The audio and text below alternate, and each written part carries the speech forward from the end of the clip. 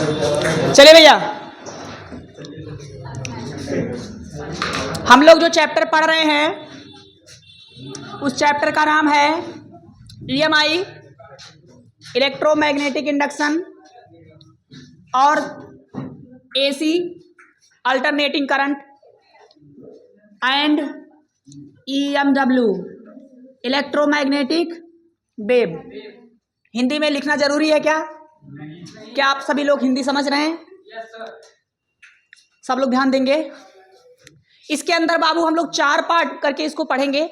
आइए थोड़ा सा हाय हेलो कर लें इस चैप्टर से। जैसा कि हमारी आदत रही है, हमेशा आपको हाय हेलो जरूर करवाता हूं चैप्टर में। तो हाय हेलो के रूप में अगर हम बात करें तो इसको हम टोटल 4 पार्ट में पढ़ेंगे। बातें नहीं जी, क्या बात कर रही हो? पानी बाद में पीना, पहले इधर देखो। पार्ट फर्स्ट, पार्ट सेकंड और पार्ट थर्ड, पार्ट 4। गाइज आपके लिए ये जो पार्ट लिख रहा हूं किताब में चैप्टर है, हम लोग इसको 4 पार्ट में पढ़ेंगे। ये मेरे द्वारा बनाया गया पार्ट है, आपके किताब के अनुसार बिल्कुल भी नहीं है। कहीं आप जाके किताब में खोजने लगें कि फलाना चैप्टर, इसके बाद ये चैप्टर, फिर इसके बाद ये चैप्टर, मिलेगा नहीं। सीक्वेंस इधर उधर मिलेगा आपको। तो यारा हम इसको 4 पार्ट में, अगर आपको याद हो तो ऐसे मैंने इलेक्ट्रोस्टैटिक्स को भी 4-5 पार्ट में तोड़ा था। 5 पार्ट में नहीं, करंट को 2 पार्ट में, और मैग्नेटिज्म को भी 4 पार्ट में, और इस चैप्टर को भी कितने पार्ट में तोड़ा गया है। तो जब मैं आपसे बताऊंगा कि देखो पहला पार्ट खत्म हो गया, तो आपको याद आना चाहिए। समझ रहे हैं? हाँ, आपकी कहानी जो होगी पार्ट वाइज बढ़ेगी। ये लास्ट स्टेज पर है। अब हम लोग फर्स्ट बुक को लास्ट चैप्टर पर हैं क्या? हाँ, तो चैप्टर का सीक्वेंस क्या होगा? सबसे पहले हम पढ़ेंगे इलेक्ट्रोमैग्नेटिक इंडक्शन। क्या पढ़ेंगे मेरे लाल? Electromagnetic induction. ध्यान दीजिए, मैं इधर लिखने क्या लगता हूं, तुम लोग अपना शुरू कर देते हो। तो भैया इलेक्ट्रोमैग्नेटिक इंडक्शन को हिंदी में क्या बोलेंगे? वैद्युत चुंबकीय प्रेरण। वैद्युत चुंबकीय प्रेरण। चैप्टर को ध्यान से सुनिए, नहीं तो मजा नहीं आएगा। वैद्युत चुंबकीय प्रेरण, प्रेरण क्या होता है अभी समझेंगे इसको। और दूसरा पार्ट हम लोग पढ़ेंगे अल्टरनेटिंग करंट, जो कि आपके लिए चैप्टर है अल्टरनेटिंग करंट, जिसे हम हिंदी में क्या बोलेंगे? प्रत्यावर्ती धारा। 10 में कहाँ इसको पढ़े हो जी? डीसी करंट पढ़े हो? डीसी केबल नमवा पढ़े थे। ये नमवा क्या होता है? अल्टरनेटिंग करंट के बाद हम लोग पढ़ेंगे इलेक्ट्रिक मशीन। क्या पढ़ेंगे? इलेक्ट्रिक मशीन, वही सब यार, रोटर मोटर। हाँ, मशीन। अमन भी नहीं दिख रहा। अमन आया है? अमन नहीं आया। जिसे हिंदी में क्या बोलेंगे बाबू? वैद्युत मशीनें। वैद्युत मशीनें, ठीक है। अरे मिक्सर मिक्सर हर एक चीज होती है इसमें। मोटर, अल्टरनेटर, जनरेटर, डायनेमो, और क्या है? लाइट से चले वाला जितना भर का पंखा दुनिया भर का सब। और बतावा। उसके बाद हम लोग लास्ट में बड़ा इंपॉर्टेंट पढ़ेंगे जिसका नाम है इलेक्ट्रोमैग्नेटिक वेव। जे से बनेगा करंट और बजेगी हमारी टुनटुनिया। इलेक्ट्रोमैग्नेटिक वेव, जिसे हिंदी में क्या बोलेंगे? वैद्युत चुंबकीय तरंगें। गाइज आपको याद होना चाहिए कि तरंग नाम का चैप्टर 11वीं के फर्स्ट ईयर में 11वीं में आप लोग पढ़ चुके हैं। यहाँ हम लोग तरंग की एक स्पेशल कैटेगरी को पढ़ रहे होंगे, और आशा करते हैं कि आपको तरंग के बारे में जरूर पता होगा। मजा ले रहे हैं यार? 11वीं में था हमारा तरंग। हम नहीं पढ़ाए थे कि तुम पढ़े नहीं थे? अरे हम तो पीछे आए थे। स्कूल पर तो पढ़ाया गया होगा।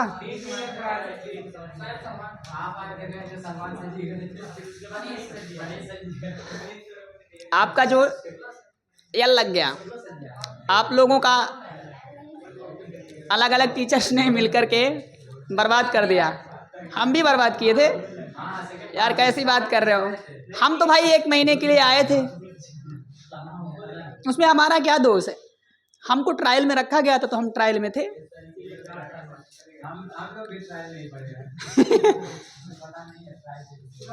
ये 4 चीजें हैं, थोड़ा सा हाय हेलो करेंगे, देखते हैं क्या है इसमें। भाई साहब देखो, पहले से मैं इन सब के बारे में बता चुका हूं आपको। इलेक्ट्रोमैग्नेटिक इंडक्शन क्या होगा अभी कल समझाया था। इलेक्ट्रोमैग्नेटिक इंडक्शन के लिए मैंने मंगवाया, कहाँ गया हाजमोला जी, अब मजा आएगा। हा। और बताओ क्या हाल चाल है? इंडक्शन मतलब प्रेरण। ये मेरे हाथ में हाजमोला है, कैसा लग रहा है आप? हाँ चटकारा लग रहा है। हा जन्नत।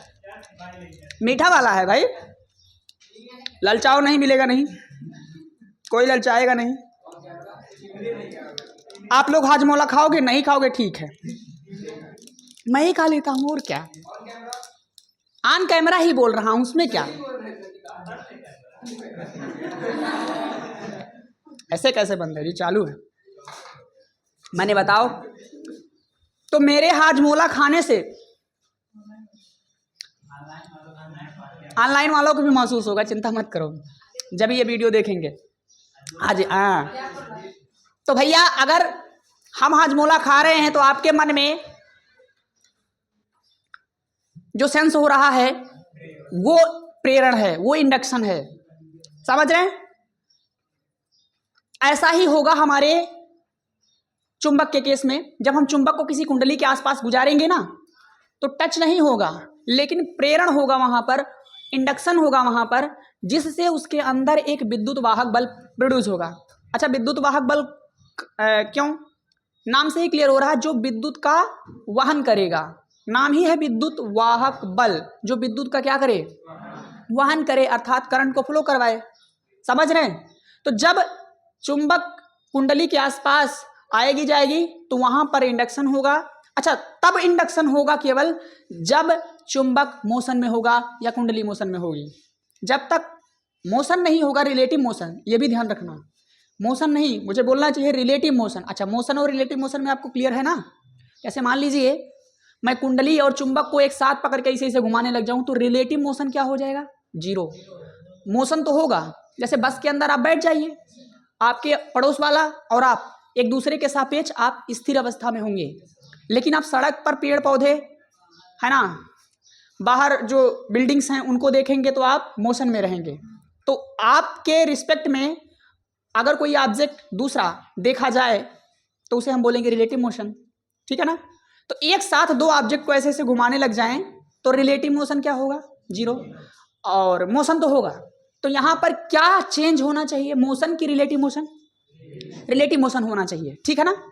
क्योंकि ऐसा हो सकता है कि कुंडली भी घुमा दी जाए और चुंबक भी घुमा दिया जाए, तो आपका रिलेटिव मोशन संभव है कि 0 हो जाए। और जब रिलेटिव मोशन 0 हो जाएगा तो इंडक्शन नहीं होगा। बात समझ में आई? और इंडक्शन की ही वजह से यहां पर करंट बनेगी। तो इस चैप्टर में यह बात होगी। अच्छा फिर हम जब वो देखेंगे कि करंट तो बन गई साहब, लेकिन वो करंट बनी कैसे है, मतलब उसकी क्या खास बात है, वो कैसी दिखती है, सूंघ कर देखेंगे, टच करके देखेंगे, मतलब तरह तरह की फिनोमिना को कर करके हम ये चेक करेंगे कि आखिर इंडक्शन से जो करंट आई है उस करंट के नेचर क्या हैं। पता चलेगा कि उस करंट का नेचर है कि भाई साहब वो हर पल क्या हो रही है, अपनी वैल्यू चेंज कर रही है। और हर पल वैल्यू चेंज करने वाली करंट का क्या नाम होता है? तो इसका नाम हम लोग रखते हैं। अच्छा खोज इसका इसी चैप्टर में हो जाएगा, लेकिन नाम जाके हम अगले चैप्टर में रखेंगे। फिर जब एसी बन जाएगा फिर हम क्या करेंगे, इस करंट का यूज करना शुरू कर देंगे अपने फायदे के लिए। कभी कुछ मोटर बनाएंगे तो कभी है ना पंखा बनाएंगे। कुल मिला जुला करके पंखा और ये सब दुनिया भर की चीजें सब मोटर से ही कनेक्टेड है कि नहीं बताओ? अगर ये फैन चल रहा है या वो फैन चल रहा है तो उसके अंदर मोटर का कंसेप्ट है। पहले तो मैं हाजमोला खा लेंगे यार, चटनी पीसे वाला मशीन अब इसमें हम लोग सीखेंगे मशीनों के बारे में, अर्थात जो ये एसी करंट बनेगी एसी करंट का, असल में इसमें पसीना लग गया था यार, नौनखार लग रहा है पसीना होने लगा। ओके ठीक है ठीक है। फिर क्या होगा, फिर हम लोग देखेंगे कि अल्टरनेटिंग करंट की वजह से एक वेव प्रोड्यूस हो रही है, तरंग प्रोड्यूस हो रही है। मतलब हम लोग अल्टरनेटिंग करंट कहीं पर फ्लो करवाएंगे तो पता चलेगा कि वहां पर इलेक्ट्रिक फील्ड और मैग्नेटिक फील्ड दोनों पैदा होगा, क्योंकि आप सभी जानते हैं करंट के आसपास मैग्नेटिक फील्ड बन जाता है। और अल्टरनेटिंग करंट में क्या होता है, अल्टरनेटिंग करंट तो लगातार चेंज हो रही होती है, और अगर करंट चेंज हो रही है तो पक्की सी क्या चेंज हो रही होगी, मैग्नेटिक फील्ड और इलेक्ट्रिक फील्ड। और जब मैग्नेटिक फील्ड और इलेक्ट्रिक फील्ड चेंज होती है तो एक बड़ी खूबसूरत, बड़ी कहना चाहिए इस दुनिया की सबसे सुनहरी, सबसे अच्छी चीज का निर्माण हो जाता है। हम लोग उसका नाम रखते हैं वेव। क्या नाम रखते हैं? हालांकि वो एक स्पेशल टाइप की वेव होती है जिसका नाम हम लोग रखते हैं इस चैप्टर में इलेक्ट्रोमैग्नेटिक वेव, जो बहुत खतरनाक है, जिससे बनेगा इंटर। अब आप सीधा सा मतलब इसका आप इंटरनेट से कनेक्ट कर दीजिए, ठीक है ना, तब ज़्यादा आपको आसानी होगा। वैसे तो इलेक्ट्रोमैग्नेटिक वेव जो लाइट आ रही है, सूर्य की रोशनी वहाँ से, वो भी क्या है, वो भी वैद्युत चुंबकीय तरंग के रूप में ही आ रहा है। समझ रहे हैं? तो इस तरह से हम लोग इस चैप्टर को पढ़ेंगे इस सीक्वेंस में। और सबसे पहला हम शुरू करते हैं इलेक्ट्रोमैग्नेटिक इंडक्शन। तो आइए बात करते हैं इलेक्ट्रोमैग्नेटिक इंडक्शन। हालांकि इसमें ज़्यादा बातें तो करनी नहीं है, देख लीजिए, इसको नोट करेंगे, फटाक से नोट करें।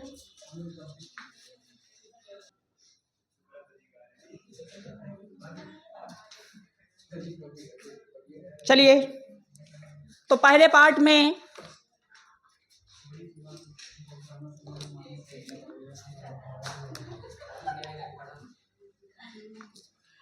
क्या हो गया,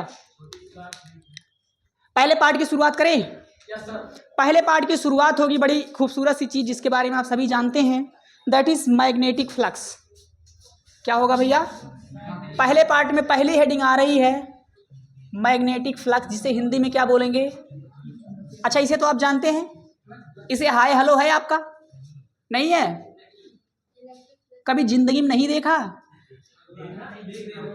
आज पहली बार सामने आ रहा है क्या?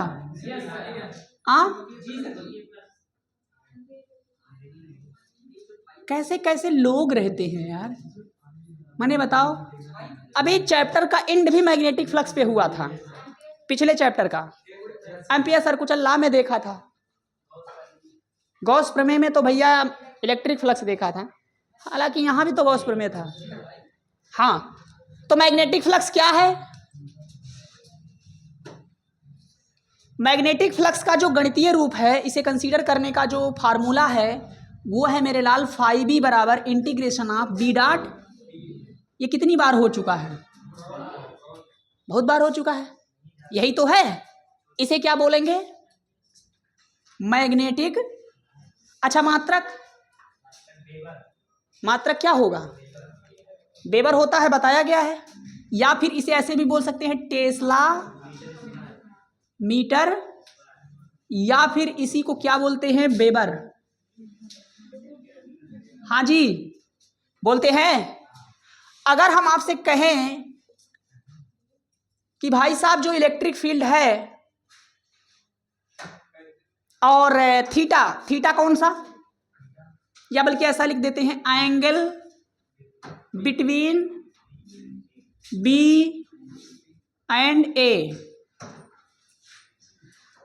और कांस्टेंट, और इसका क्या मतलब है? आप लोग ध्यान दीजिए कि डॉट प्रोडक्ट है, ये सॉल्व करेंगे तो B D A sine theta आ जाएगा फंक्शन में। आई एम सॉरी यार, कॉस थीटा आ जाएगा, तो थीटा आएगा ना। तो यदि बी और थीटा क्या हो जाए? कांस्टेंट हो जाएगा, तब ये जो सूत्र है वो ऐसा कुछ आपको देखने लगेगा। फाई बी बराबर, ये इंटीग्रेशन के बाहर आ जाएगा, पहले तो इंटीग्रेशन के अंदर ही रहने दीजिए, बी डी ए कॉस ऐसा हो जाएगा, और इंटीग्रेशन से ये कांस्टेंट हो चुका है तो बाहर आ जाएगा, तो इंटीग्रेशन ऑफ बी बाहर आ गया, और क्या बाहर आ जाएगा? कॉस थीटा भी कांस्टेंट हो चुका है, अरे बोलो, तो भी बाहर आ जाएगा। इंटीग्रेशन के अंदर बचेगा कौन, केवल, और डी ए जुड़ करके क्या बन जाएगा, बड़का ए। तो यहाँ से फाइव बी बराबर आ जाएगा बी ए कॉस थीटा। जे का है, ये क्या है, चुंबकीय। अब यहां पर हम करेंगे कलाकारी। हाँ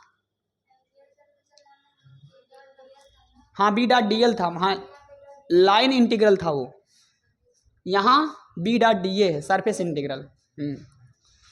तो यहां से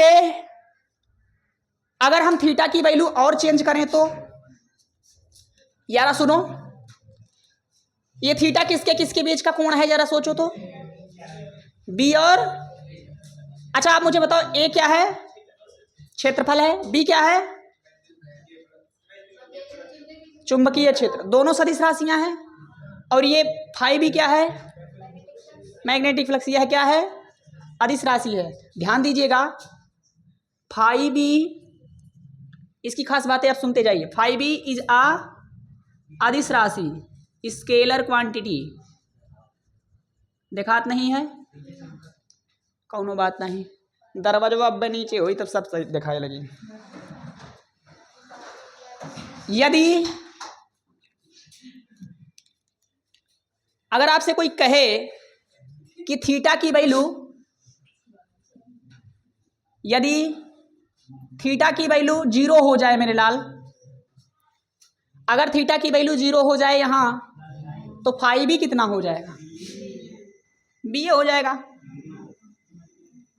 बी ए के बाद एम ए हो जाएगा, बी ए के बाद एम ए हो जाएगा। तो मैग्नेटिक फ्लक्स बस इतना ही है, थोड़ा सा इसमें लिख लीजिए, इसको नोट कर लीजिए।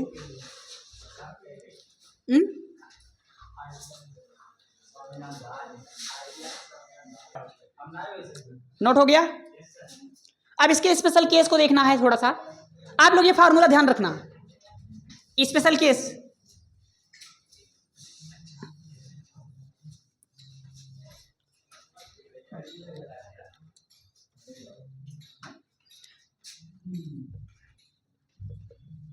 स्पेशल केसेस, इसमें पहला केस है, ध्यान दीजिएगा,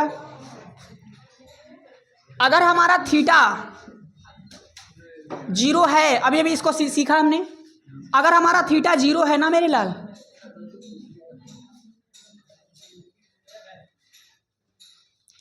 तो हमारा बी मैक्सिमम हो जाएगा।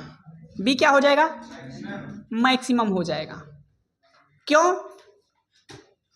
क्यों मैक्सिमम हो जाएगा, क्योंकि बी बराबर होता है, सॉरी अरे फाई मैक्सिमम हो जाएगा, फाई बी मैक्सिमम, क्योंकि हम जानते हैं कि फाई बी बराबर बी ए कॉस थीटा। तो कॉस थीटा की वैल्यू 0 रखेंगे तो मैक्सिमम मिलेगी। इस वैल्यू को अगर मैक्सिमम होना है तो कॉस थीटा को मैक्सिमम होना पड़ेगा, और कॉस थीटा कब मैक्सिमम होता है, जब उसकी वैल्यू 1 होती है। क्या कॉस थीटा की वैल्यू 1 से ज़्यादा हो सकती है, नहीं हो सकती। और वो मैक्सिमम कब होगा, जब एंगल क्या होगा, आइए समझते हैं इस केस को। अगर फ्लक्स क्या होता है पता है ना, जो चीज फ्लो कर रही है उसके सामने जो प्लेन आया है, मान लीजिए आप लोग यहां से वो ले लीजिए फुहारा मारने वाली मशीन, गाँवों में ऐसे होता है, दवाई मारा जाता है खेत में, तो उस फुहारा मारने वाली मशीन को सामने ऐसे मारिए फुहारा, तो जो इसकी वेलोसिटी होगी उसका वैल्यू और सामने जिस एरिया पर वो पड़ रहा है, दोनों का गुणा करेंगे तो मिलेगा आपको फ्लक्स, वेलोसिटी फ्लक्स मिलेगा। यहाँ फिलहाल मैग्नेटिक फील्ड जा रही होगी, तो मैग्नेटिक फील्ड किस पर पड़ेगी, किसी सरफेस पर पड़ेगी, तो उसका गुणा करेंगे तो यहाँ पर मैग्नेटिक फ्लक्स मिलेगा। मतलब जिस सरफेस एरिया को कोई भी फील्ड लाइन चीर कर जाएगी, उन दोनों का गुणा कर दीजिएगा, उसकी इंटेंसिटी और उसके एरिया को, तो आपको मिल जाया करेगा फ्लक्स। ठीक है, यहाँ समझिएगा, अगर हम एक ऐसा मैग्नेटिक फील्ड ले रहे हैं जो किसी सरफेस पर पड़ तो रही है, लेकिन कितने डिग्री पर पड़ रही है, यहाँ पर बहुत तगड़ा कंफ्यूजन होता है, क्योंकि यहाँ जो एंगल है वो डिसाइड करना थोड़ा मुश्किल होता है। आपको मैं फिगर बना के समझा रहा हूँ। अर्थात अगर थीटा 0 डिग्री है तो मैं क्या फ्लक्स को ऐसे भेजूंगा, इस दीवार पर कैसे भेजूं, ऐसे भेजूंगा कि या नीचे से ऊपर भेजूं? अगर इस दीवार पर मुझे मैक्सिमम रखना है तो ये एरिया है, इस एरिया पर मैं ऐसे भेजूं या फिर ऐसे भेजूं? तो एंगल जीरो देख करके बहुत सारे गरीबों को मन में आ रहा होगा जीरो से नीचे से भेजिए सर, वो गलत हो जाएगा, क्योंकि एंगल किसके बीच का है? बी और ए। तो अगर आपने मैग्नेटिक फील्ड ऐसी भेजी दीवार पर, वीडियो में भी आया यार, अगर मैग्नेटिक फील्ड ऐसी भेजी और दीवार सामने ऐसा है, तो इसका जो एरिया वेक्टर होगा, एरिया वेक्टर आपको ड्रा करना पड़ेगा। एरिया के तो परपेंडिकुलर है, लेकिन हम लोग एंगल किसके बीच में देखते हैं? एरिया वेक्टर के बीच में। तो इस सरफेस का जो एरिया वेक्टर होगा वो या तो इस प्लेन के इधर होगा या तो इस प्लेन के इधर होगा। एरिया वेक्टर हमेशा प्लेन के लंबवत होता है और एंगल हमेशा एरिया वेक्टर में ही देखा जाता है। समझ रहे हैं? तो अगर ये सामने मान लीजिए आपका बोर्ड हमारा प्लेन है और हमने इस पर वेलोसिटी वेक्टर को मैग्नेटिक फील्ड को ऐसे भेजा, तो एरिया के लंबवत पड़ा है ये लाइन। लेकिन अगर इसका एरिया वेक्टर देखा जाए तो इसके जस्ट अपोज ऐसे लंबवत होगा। समझ रहे हैं? तो यारा आप देखो तो इसका डायरेक्शन इधर है और इसका डायरेक्शन किधर है, तो कितना डिग्री कोण बन गया? 180। कितना बन गया? 180। अच्छा 180 पर भी ये क्या होगा? मैक्सिमम होगा। मैग्नीट्यूड भले ही अपोजिट हो, मैग्नीट्यूड निगेटिव होगा लेकिन वैल्यू मैक्सिमम ही होगी। फ्लक्स की वैल्यू मैक्सिमम आएगी, क्योंकि मेरे लाल फ्लक्स क्या है? अदिश राशि है। इसको डायरेक्शन वायरेक्शन से कुछ भी मतलब, इसको तो मैग्नीट्यूड से मतलब है। तो अगर थीटा की वैल्यू 180 भी हो जाए तो भी फाई भी मैक्सिमम ही, और 0 हो जाए तो भी मैक्सिमम होगा। तो एरिया सामने है तो एरिया वेक्टर परपेंडिकुलर होता है। सरफेस जैसे इस बोर्ड का जो एरिया होगा, एरिया कैसी राशि है बताओ? एरिया माने क्षेत्रफल। क्षेत्रफल कैसी राशि है? अदिश राशि नहीं है जी, सदिश राशि है। कई बार बताया है, एरिया सदिश राशि है और उसका डायरेक्शन किधर होता है? क्षेत्रफल किधर होता है? उस तल के लंबवत होता है। अब अगर आपके सामने ये बोर्ड है तो ये एरिया है, ये क्षेत्रफल इसका होगा कुछ ना कुछ, ये लंबाई गुणे। तो अपन क्या करेंगे ना, इस प्लेन के लंबवत एरिया रखेंगे, चाहे आपका बाहर होगा और चाहे इस प्लेन के अंदर होगा। अच्छा अगर आपको डिसाइड भी करना है कि बाहर है या अंदर, तो प्लेन के राइट हैंड रूल लगाते हैं, लंबाई गुणे चौड़ाई करेंगे तो लंबाई से गुणा करना और चौड़ाई की तरफ उंगली को मोड़ना, डायरेक्शन पता चलेगा आपको। समझ रहे हैं? तो मेरे लाल अगर कोई एरिया वेक्टर और मैग्नेटिक फील्ड के बीच का एंगल 0 है तो इसका यह मतलब है कि वो एरिया परपेंडिकुलर है उसके। एंगल 0 देख कर मन में यही तो आया होगा कि सर जी सरफेस को टच करते हुए जाए, लेकिन यही बात गड़बड़ है। अगर एंगल 0 है तो समझिए सरफेस पर वो परपेंडिकुलर पड़ेगा, क्योंकि डायरेक्शन उसकी किधर होगी? डायरेक्शन मैग्नेटिक फील्ड में ही पड़ जाएगा उसका। जैसे मान लीजिए मैंने यहां पर एक प्लेन बनाया, ये ऐसे, इस प्लेन का जो सरफेस है ये ऐसा है। अच्छा अगर इस प्लेन का सरफेस ऐसा है मेरे लाल, तो या तो इसका डायरेक्शन, इस एरिया का डायरेक्शन ऊपर होगा और या तो इसके, तो हम अपनी आवश्यकता के अनुसार, जरूरत के अनुसार इसकी डायरेक्शन चेंज कर लिया करते हैं। तो फिलहाल अगर मैं इसकी डायरेक्शन की बात करता हूं तो इसका डायरेक्शन मैं मान रहा हूं ऊपर, और ये है एरिया वेक्टर। क्या है मेरे लाल? तो किसी भी एरिया का जो वेक्टर होता है या एरिया का जो डायरेक्शन होता है वो हमेशा उस तल के लंबवत होता है, उस एरिया के लंबवत होता है। ये बात मैंने गॉस प्रमेय पढ़ाने से पहले भी बताया था। और अगर हम फ्लक्स को ऐसा भेजें मेरे लाल, ऐसा भेजें, तो इस प्लेन को देखो टच करते हुए ये लाइन चली गई है। अगर आप यहाँ एंगल देखो तो मैंने आपसे बताया था कि टेल टू टेल मिलाते हैं तो एंगल मिलता है वेक्टर क्वांटिटी में। तो एंगल यहाँ पर कितना है? एंगल 90 आ गया। अगर आप किसी सरफेस को ऐसे भेज दिए, सरफेस को टच करते हुए कोई लाइन जा रही है, तो एंगल 0 नहीं है। एंगल कितना है? क्योंकि एंगल एरिया के बीच नहीं, एरिया वेक्टर और इसके बीच देखा जा रहा है। समझ आ रहा है मेरी बात? बोलो भैया। अब अगर हमारा एरिया ऐसे है, सपोज दैट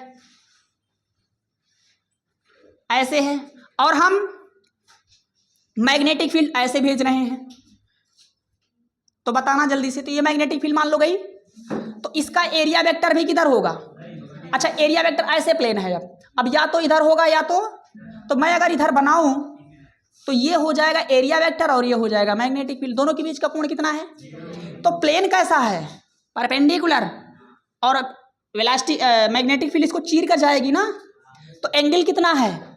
तो इस केस का जो फिगर है ये वाला है कि वो वाला है? तो प्लेन के लंबवत जानी चाहिए ना, और अगर किसी प्लेन के लंबवत कोई मैग्नेटिक फील्ड लाइन जा रही है तो फाई भी मैक्सिमम होगा ना। अच्छा, इस केस में क्या होगा?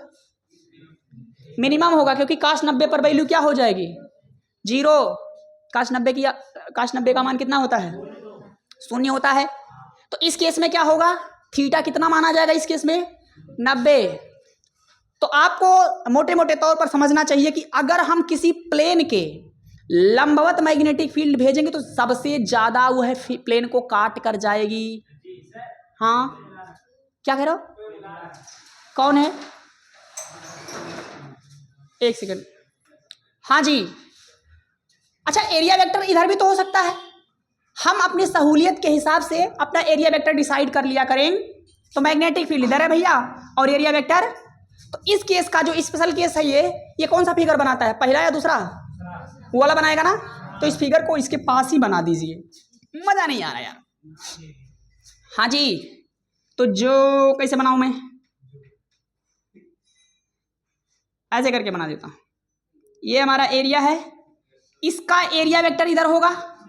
चलो मान लीजिए कि मैग्नेटिक फील्ड मैंने कैसे भेजी? इसी तरफ, ये मैग्नेटिक फील्ड की डायरेक्शन है, तो दोनों के बीच का कोण कितना है? लेकिन क्या यह प्लेन के लंबवत है? अरे बोलो यार। अगर एरिया वेक्टर और क्या कहते हैं जी मैग्नेटिक फील्ड के बीच का कोण 0 है तो ये मत सोचना कि एरिया पैरेलल हो गया है। एरिया वेक्टर पैरेलल हुआ है, एरिया परपेंडिकुलर ही रहता। तो आप मुझे बताइए, अगर कोई फील्ड लाइन किसी एरिया को चीर कर जा रही है तो इसका मतलब 0 डिग्री पर जा रही है, इसका मतलब जो फ्लक्स होगा वो क्या होगा? मैक्सिमम होगा। होगा कि नहीं? दूसरा केस, यदि थीटा कितना हो जाए भैया? 90। अगर थीटा 90 हो जाएगा तो प्लेन कुछ ऐसा बनेगा। अच्छा, तब इस केस में यहां पर रखेंगे तो क्या होगा? फाई बी बराबर बी ए कॉस 90, तो यहां से आ जाएगा कितना? फाई बी बराबर 0 आ जाएगा। यानी कि इसमें कोई फ्लक्स नहीं बने, ऐसा सिचुएशन होगा। ये रहा हमारा प्लेन। इस प्लेन का एरिया वेक्टर किधर होएगा बाबू? ऊपर की तरफ। और हम जो फील्ड लाइन भेजेंगे वो कैसा भेजेंगे? ऐसा भेजेंगे। तो ये हमारा मैग्नेटिक फील्ड है, एंगल कितना आ गया? तो यहां पर क्या यह फील्ड लाइन इस एरिया को चीर पाएगा? तो जब एरिया को चीर ही नहीं पाएगा तो कोई फ्लक्स नहीं बनाए। अब ये फ्लक्स के बारे में इसके पीछे आप इतना ज्यादा क्यों पड़ गए हो? क्योंकि इसी से बनेगा करंट। अभी हम लोग इलेक्ट्रोमैग्नेटिक इंडक्शन में फैराडे लॉ जब पढ़ेंगे तो हमें समझ में आएगा कि जो फ्लक्स है इसके ही चेंज होने से इलेक्ट्रोमैग्नेटिक इंडक्शन होगा। इसी की वजह से विद्युत वाहक बल जनरेट होगा और उसी विद्युत वाहक बल की वजह से करंट फ्लो करेगी। इसीलिए इसके पीछे पड़े हुए हैं। आपको समझाना चाह रहे हैं कि अगर हम फाई में बदलाव करना चाहते हैं तो हम कैसे कैसे बदलाव करेंगे। आपको भी बताया जाएगा कि जब फाई बी में बदलाव होगा अर्थात dB/dt करेंगे तो यही इलेक्ट्रोमोटिव फोर्स के बराबर आए। मतलब फाई को बदलेंगे तो हमारा इलेक्ट्रोमोटिव फोर्स जनरेट हो जाएगा और वही करंट को फ्लो करवाए।